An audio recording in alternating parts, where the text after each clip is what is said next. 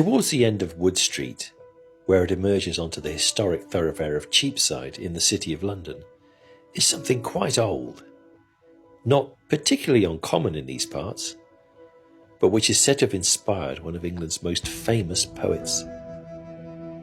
It's a 70-foot tall London plate tree. Now, this hardy tree is ideally suited for city environments and accounts for about half of all the trees in London. But it's not just any old tree.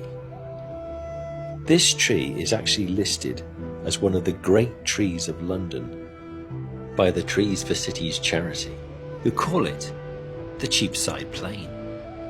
And to approximate its age, at over 250 years old, making it possibly the oldest tree in the square mile.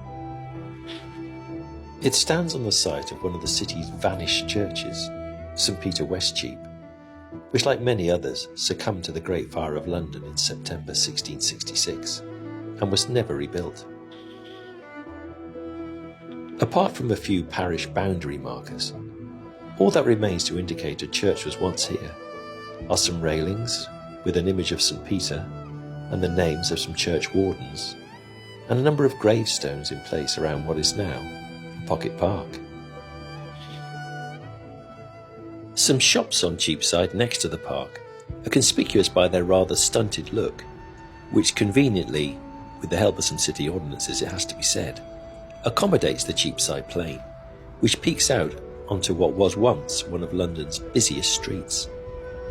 In fact, Victorians used to use it as a landmark, with nearby businesses sometimes giving their addresses as under the tree or opposite the tree. Now, as said, this tree has supposedly inspired one of England's most famous poets, and a memorial close by tells us who. William Wordsworth. The memorial is inscribed with words from his 1797 poem, The Reverie of Poor Susan. It recounts a melancholic moment when a country girl called Susan, now living in the city, is transported back to her simpler rural past, one of green pastures, hills, rivers, and her cottage, by the sound of a thrush singing on or near the Cheapside Plane. The opening lines go, "At the corner of Wood Street, when daylight appears, hangs a thrush that sings loud. It has sung for 3 years. Poor Susan has passed by the spot and has heard, in the silence, the morning song of the bird." This bittersweet poem speaks of the very human need for a link to nature, no matter where we are. So the next time you're walking down Cheapside, spare a thought for the Cheapside Plane as it peeks over from Wood Street.